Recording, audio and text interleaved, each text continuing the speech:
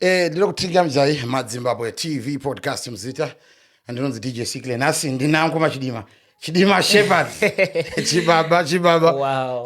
chibaba mbuze kwakadi zviri sei boss kuti bolato here right guys. Yes, it's Madzimbabwe TV podcast inonzi DJ Sikle mukwasha weshona. Like, subscribe, share pa podcast pedu and share my pages edu ese uchiudza uyu utaura nhasi pa Madzimbabwe TV pana mukoma Chidima Shepherd, right? Ngoma Chidima Shepherd taura nezvenyu zvakadzika chekutanga chada kuti uzive kuti Chidima Shepherd ndiani. Right. Chidima Shepherd murume akazvarwa mudunhu reBikita. Okay. Munzvimbo Mambambo Mukanganwi. Right. Akadzidza pa primary yake paJaravaza akaenda pane Barwe. Okay. Akaita secondary yake paGwindingwi nepachirumba high school. Akaita zvidzidzo zvake zvedanho repamusoro paMorgenstern Teachers College. Alright. Ipo paya panana Ama2K teacher. Oh, Ama2K teacher. Saka kuti in other words imi muri teacher.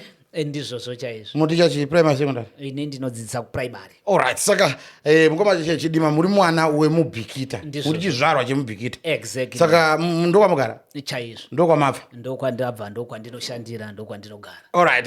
Let's before we talk about what exactly you do and why have we actually invited you. Nekuti Zimbabwe haikuzivi patinokuzivai. Ndizvozvo. Vanhu vanoziva maworks enyu asi havazive kuti Chidima Shepherd zvinhu zvakaitwa naChidima Shepherd. Right, mukoma Chidima.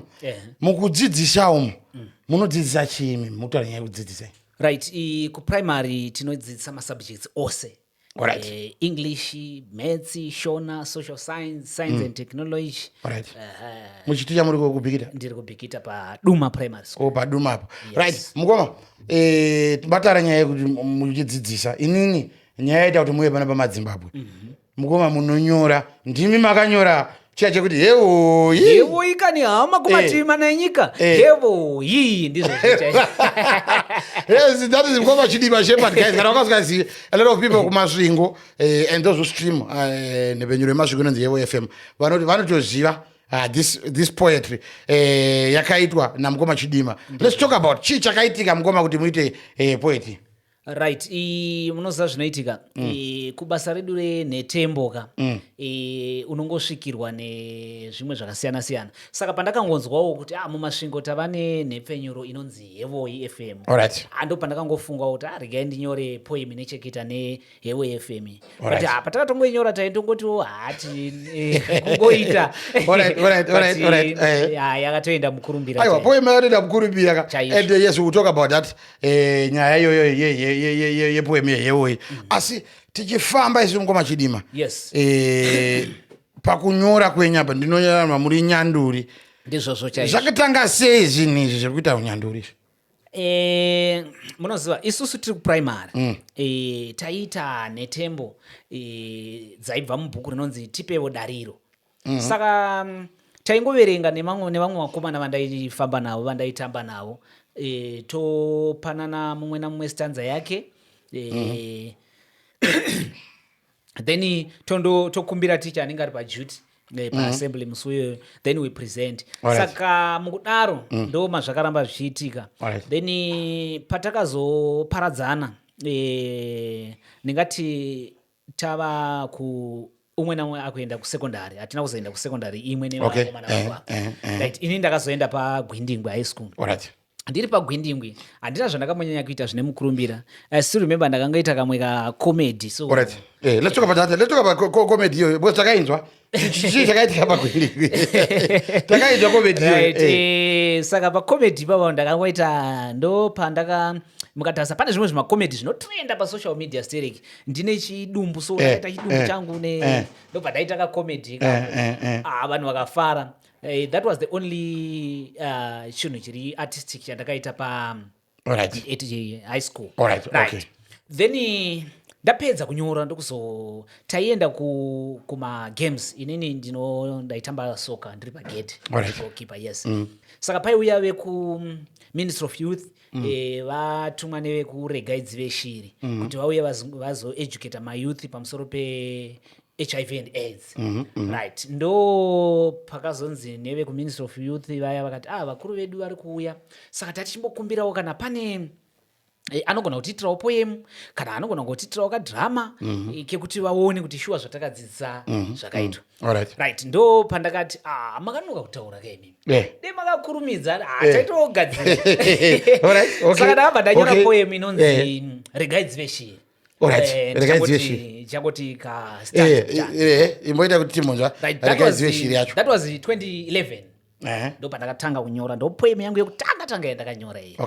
Regai dzive shiri mazaya ana muto, muri kukurumidza kumedza kutsenga kuchada, muri kumhanya makarimwa hama dzangu, muri kupukuta tsvina nechidhororo chine uriri, muri kukotamira kunobva museve, regai dzive shiri mazaya ana muto. Aiwa inzwi.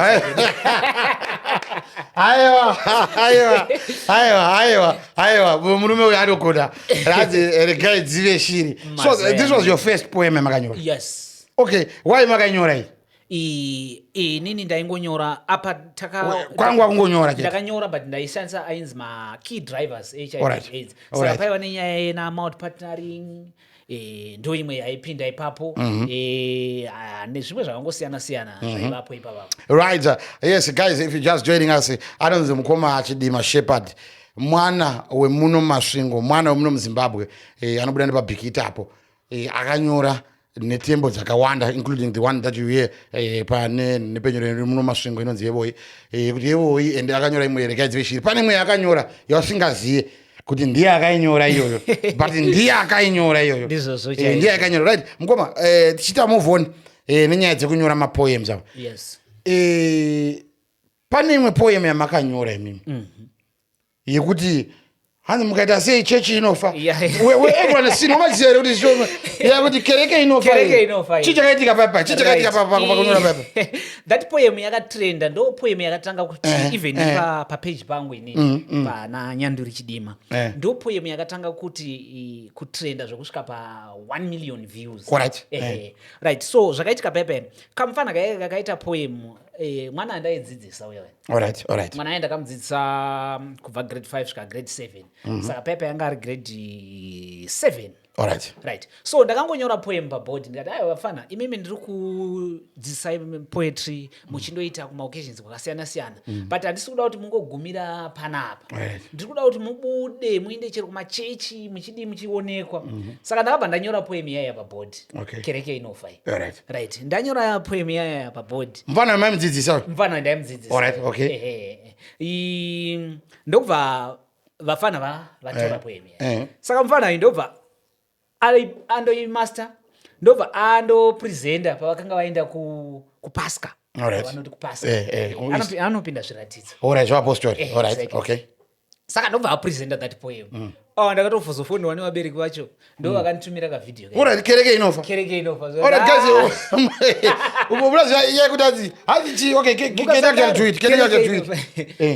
Simai rudo mukereke, paridzai shoko rezvokwadi mukareke, musarwirana zvigaro mukereke, mukangodaro kereke inofa.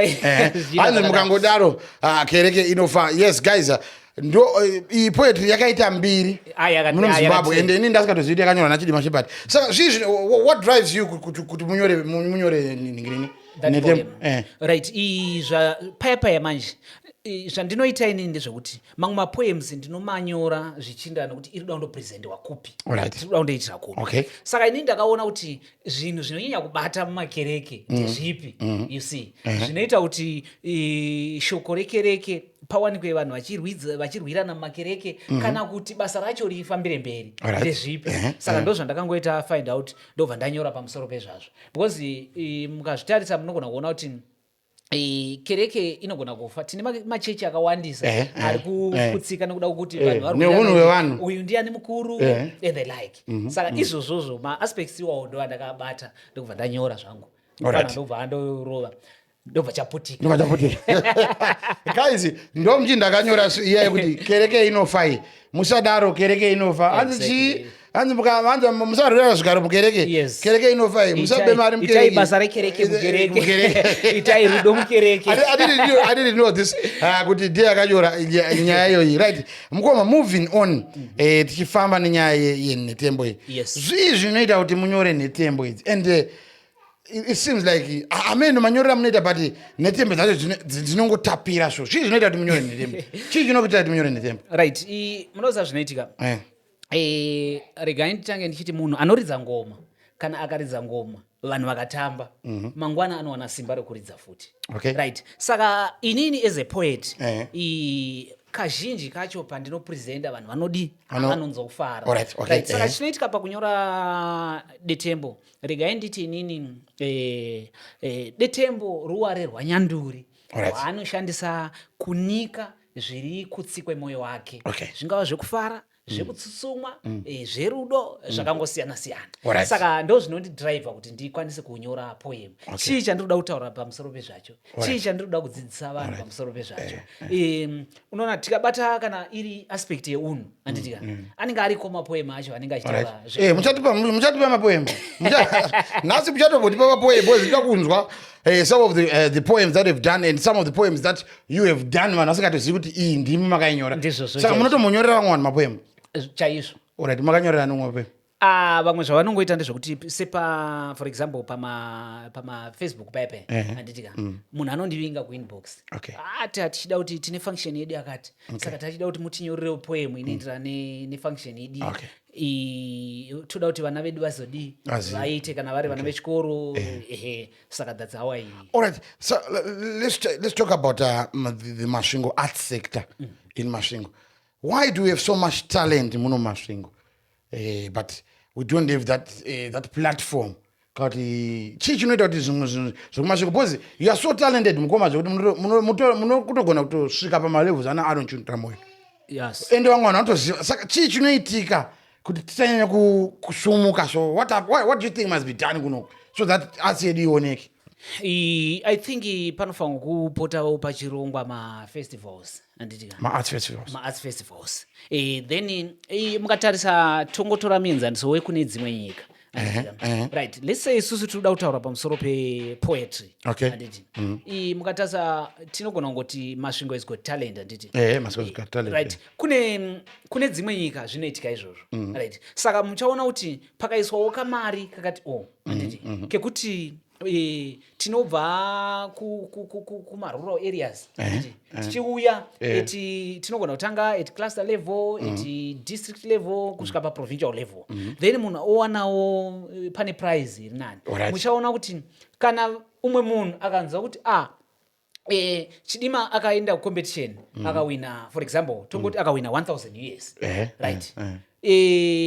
Muchaona kuti next time panonzi pane competition iyoyo hakuna anda kusara. Pane mamwe matalents anenge atori ikoko but anenge akangovigika nenyaya kuti vari kushayiwa exposure right. Vamwe vanhu vari kuti aiwa ndingazviitireko inini wandakamboona akasimuka nazvo ndiani.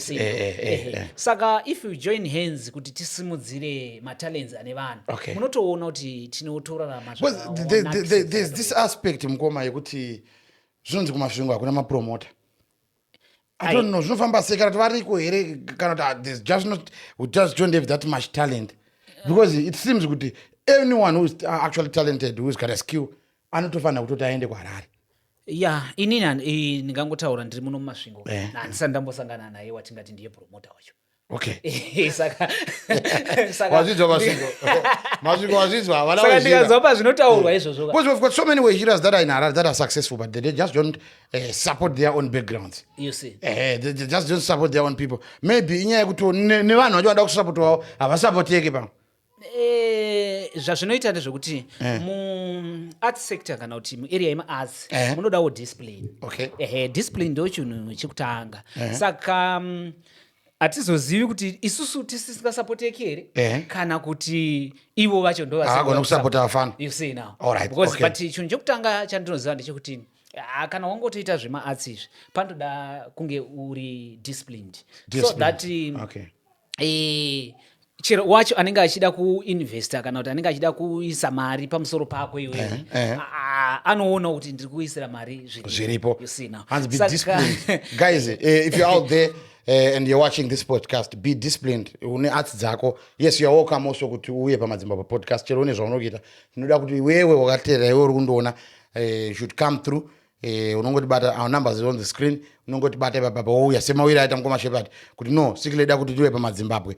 Yes, we promote arts, tikutoda ese whether unoumba hari, unoita art, unoita music, Yes. une business rako rakuita, kuda kuadvertise, kuda kuti uya pamaZimbabwe TV, come through, tishande tese, tisumdzirane, tuone kuti tosvika kupi, handiti? Yeah, ndizvo. Right, Mukoma Shepherd, tichitasa your writing imimi, zvii zvamungade kukurudzira, because there are so many vananyonduri, vafa vechifana, Yes. vada kutosvika palevel ramuri Mukoma. Ndizvozvo. Kamungada kukurudzira zvigozhero nezvakanaka zvinosanganika nazvo munyaya dzemapoetry. Right, chokwadi chiripo ndechekuti inini ndakaita karesearch kangu. Alright. Ndikaona kuti in life hapana chinhu chinogona kuraramisa munhu setalent. Okay. Talent ndo rinoraramisa munhu kudarika zvimwe zvinhu zvose. Alright. Kudarika kuenda kubasa kusunga tayi uchienda kubasa. Alright, okay, okay. Because ndinomboonawo kuti neimwe nguva pane pamwe pokuti unoinda nditi iwo unenge wangoinda uchiti handi kuda kungondofadza vanhu but wotozodzokera kumba uchitotaura kuti zvandabva nazvo ndezvizvizvi. Saka ndikuti inini vanenge vachida kusimuka aiwa rambai muchiteta because pasi pesadza pane nyama. Yes. Chokwadi chiripo ndechekuti hakuna munhu anotozoziva futi kuti iwewe upenyu hwako hwakagadzirwa kuzi uchararama sei. Okay. Because zvinhu zvongoitwa naMwari. Alright. Inini ndasingatozivo ndine talent. Samaza sei, how do you find out une talent? How do you find out? Because talent unozongoona ndi talent kana kuti Right. makawana sei? Inini ndinototi neimwe nguva ndinotofunga kuti maybe ndakanoka kurealize talent yangu inini. Okay. But later on wotozongoona kuti pamwe inguva yanga isati yadi Alright. yanga Time isati yanga yakwana. yakwana. You Okay. see now. Saka because muchaona kuti ndiri kutaura ndaita mapoem kuprimary. Anditi tichita mapoem aya vana vakanyorwa naNarenius Mashire vaya vana zuva rakasvika mhandu vana chokwadi something like that. Then ndakasvika pakunyora form 4 anditi ndikagara 4 years ndanyora form 4 kusvika ndazonyora iyoyo poem yekuti regai dzive shiri nenyaya yekuti pangoitawo kamukana. Alright. Okay. So from there ndobva ndatoona kuti unozoda zvandaitaura zvazvo kuti ukapresenta ukauchiriwa unobva waita maozomanyawe. kuti I still remember vavatoyani matishets tuka. Okay. Alright. Vachiti vachazopa vanhu vabvunza mubvunzo. Alright. Ini handina mubvunzo wandakazobvunzwa. Ukatonza iwa. Ini ndakangopiwa t-shirt yangu nekundaita chi. Mamaita poem yanakidza vanhu. Yanakidza So do you get my hirings? Do you get some places where you actually go and do my poems? Chaizvo. Okay. Pamwe pacho ndirogona kudanwa ndichindoita MC. Okay. Okay, also an MC. Guys, kamtoda ndo MC amara kumchato yenyu. Ndo ana chidima waputa also his numbers on my screen. Ndo anamufana kushedza achita ma MC ma events yenyu. Saka omutune ma MC ma functions. Kana vanhu vakaenda even pa page pangu. Alright. Vanotoona pane pamwe pandiro totumira ndiri MC. Aiwa basa rinenge Basa rero. basa rinenge richibatwa. Right guys, anozi Shepherd Chidima ndiye akaita poem yamunoziva yese kutokampa nakai yakanyorwa naivava Mukoma Shepherd mwana wekumashunga iyaya yekuti kereke inofai. Right, Mukoma Shepherd chimbotipa kana kuti 2 of your best or 3 of your best poems timbonzwa vakateerera vari kutoona vambonzwa kuti zveshuwa ndizvo izvi. Right. Panapa tiri kutaura pamaZimbabwe handitika. Right. So inini pane poem yandinofarira zingaiti inonzi munyika yeZimbabwe yandakabata nzvimbo dzose dzinoyevedza dziri muno muZimbabwe atingati ma-tourist centers. The likes of vana Great Zimbabwe, vana Chinoi, zvakawanda. So that poem ndinoifarira zingaiti. Okay, ngatibwenzwa. Ndirakuenzwa. Right. Munyika yeZimbabwe makazara dapura unyanzva roupfumi rinongova jera usiye rezvicherwa makazara zviunde remasango rinongova ziendana kuenda remadhamu makazara zvishamiso zvinodadisa imo muno munyika yeZimbabwe. Munyika yeZimbabwe makazara zvishamiso zvinokahadzisa. Great Zimbabwe, masvingo eZimbabwe kuya kune dzimba dzemabwe, chishamiso kuvaka pasina dhaka asine mabwe, Kamine Chiefman Ruins ariko mabwe, akavakwa zvinotora mweya wamabwe, chinotova chisonekwi chaicho mudzi webwe, kana Chinoi Cave ibako remabwe, kana vari kune dzimwe nyika vanotoda kuonewo mabwe ari muno munyika yeZimbabwe. Munyika yeZimbabwe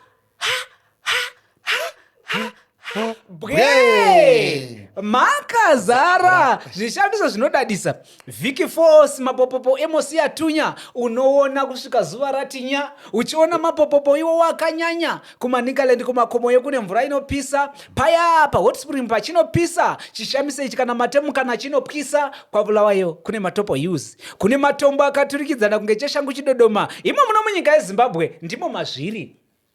Munyika yeZimbabwe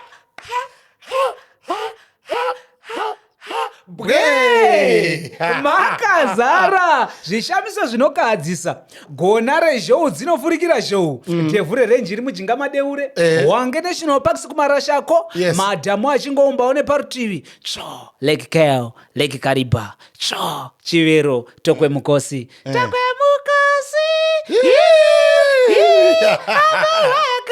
makazara masango nemhuka nemadhamu izhunde. Kana zviri zvicherwa ichakwana muno munyika yeZimbabwe, ukagumburwa negoridhe wowira pangoda. Hoyo muromo nyondo palithium ndiye rabada patelite neplatinum, chrome, coal, copper, iron nezvimwe zvicherwa zvoondomorwa newako mutsindo. Kana uchinzi hausati waziva zviri muZimbabwe, hausati waziva nyika yeZimbabwe. Kana uchinzi hausati waziva nyika yeZimbabwe, hausati waziva zviri muZimbabwe. Makazara dapura unanzva roupfumi imo muno munyika yeZimbabwe. Munonakirwa vazukuru nasekuru vazukuru, kurayira kuda udzamo kumazera ose. Iwe haiwa mnozi mdara, haiwa vakaipa mdara, vakaipa mdara. Munyika yeZimbabwe, yes, we should be proud of our country. Zvinotirwadza isusu kana vana veZimbabwe vachibatwa hafuna naSouth Africa, tichichemera kujoni we Zimbabwe yakazara maZimbabwe, Victoria Falls, Tanzanite irimo, platinum, lithium, gold ririmo zvese munyika yeZimbabwe. Guys, let's be proud of our country. Let's make our country great. Zimbabwe ndeyedu. Let's support Zimbabwe. Chese chinongonzi Zimbabwe. Let's support Zimbabwe, guys. Mngoma.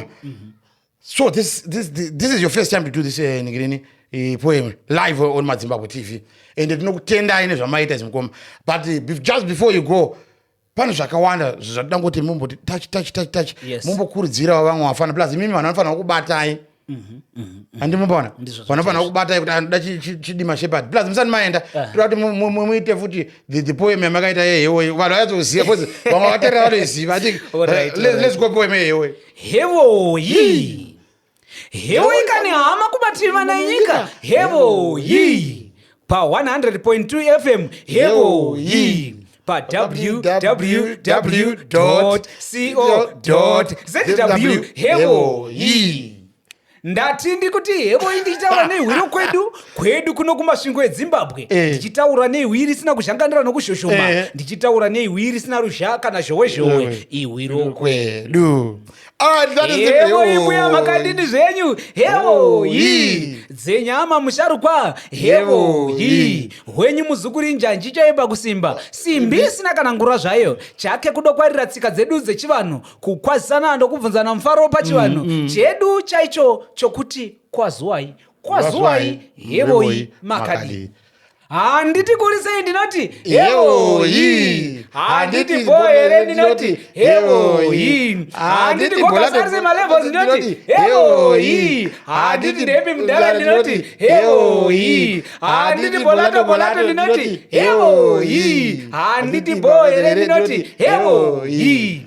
Right. Ndafamba kune dzimwe nzvimbo ndinokutaura nehwire kwedu. Mimwe mitauro ndinodzidzira asi handikanganwi ihwire kwedu. Ndinongova shiri nemuriro wayo, hwaya haichemise mbudzi, dhonge hari kumise mombe. Saka ndichingotaura nehwire kwedu, ndichingoti hewo munonakirwa vazukuru nasekuru vazukuru, kurayira kunodzamo kumazera ose.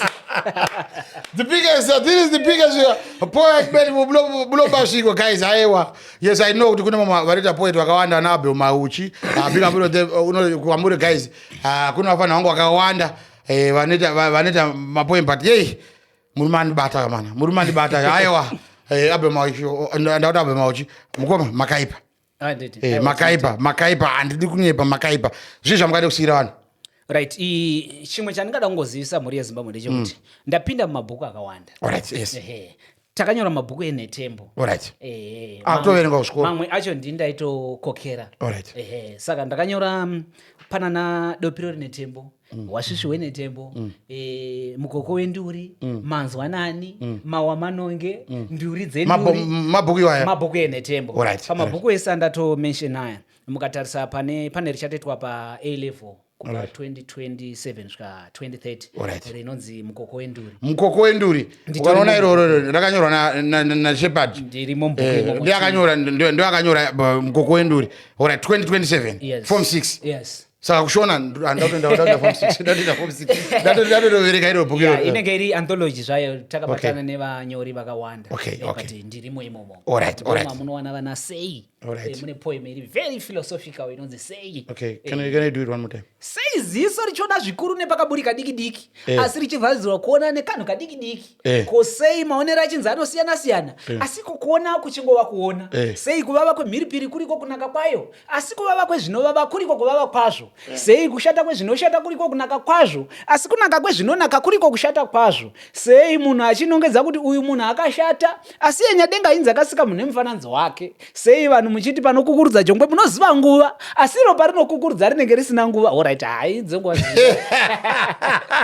right chidiva Shepard guys anozi chidiva anobuda nepabhikita apa panyika mwana muno mazvingo mwana anonyora zvinhu izvi and ari kukurudzira kuti guys munomuwana page renyu inoti Facebook page because I know 59,000 followers. Yes, pane 59,000 followers pa Facebook page.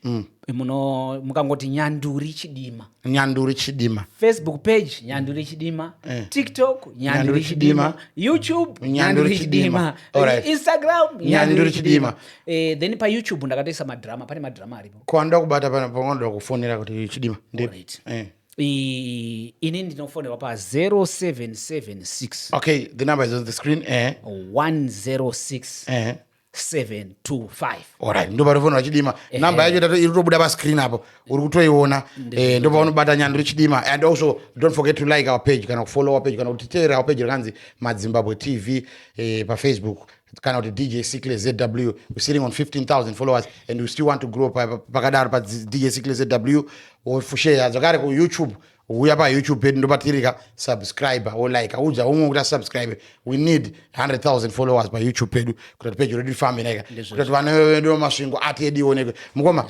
ndokutenda for coming through ndokutenda ndomba kuti next time pamunouya mutitumire mabhuku tudatomboita mabhuku enu tudatomboita mabhuku enyu mafana kugara anga display wapo pandoni mamwe revision book also have a grade 7 revision book yakanyora samkwa murunyora maupenga nenjere ndine ma novel. Alright. Right, saka mutitumire ma novels guys. Tunoda ma novel atinenge takaisa pa muno studio medu akanyorwa nemwana muno masvingo advertising mwana muno masvingo anonzi Chidima Shepard naika anobva nepanyika apo pabikita mwana muno masvingo ndiye akanyora manetembesa wanga uchinzwa vana futi vana vakatonyorawo vana vanodzidzisa umwe mwana give us 2 or 3 names vana vari kuti vakatonyorawo. Right, ndina Nadine Mazarire akanyora inonzi Nhanga Special Place for Girls. Ndina Deo Mamarange akanyora inonzi Marara Imari. Ndina Tinoimba Nashezwa Nemoyo akanyora inonzi Life Was Not Easy Then. Ndina Pauline Lewis akanyora inonzi The Old Man in the Village. Ndina Rijeo Chabata akanyora inonzi Munashe the Clever Boy rakatonominatwa pa Manama Awards. Oh my. Special mention. Aiwa Sando. Blessing Madura akanyora ari grade 5 akanyora 2 akanyora No to Pollution na You Never Know Your Destiny. As you never know your destiny. Yes, your destiny is in your hands. You have to start somewhere, start something. Uone kuti mwari akuitire boy. Ngoma, thank you so much for coming. Ndokutenda tikuda mabhuku tati mabhuku data azouya aifana ngogara ari muno mu studio medu tichimashokesa vanhu vachiona kuti aiwa zvinhu zvikuitwa nawana mumasvingo. Ndokutenda shamwari iwewe uri kuona Madzimbabwe TV podcast. Yes, it's a podcast, it's a local podcast broadcasting worldwide. Tiundo zvakamira sei let's like share ongoza kuti aiwa team yacho ndo magonero acho ndo tambing yacho ndo tanditandira yacho tikadai zvoshamisa. Ndino DJ Sikle Mkwasha chona ndakuenda signing out.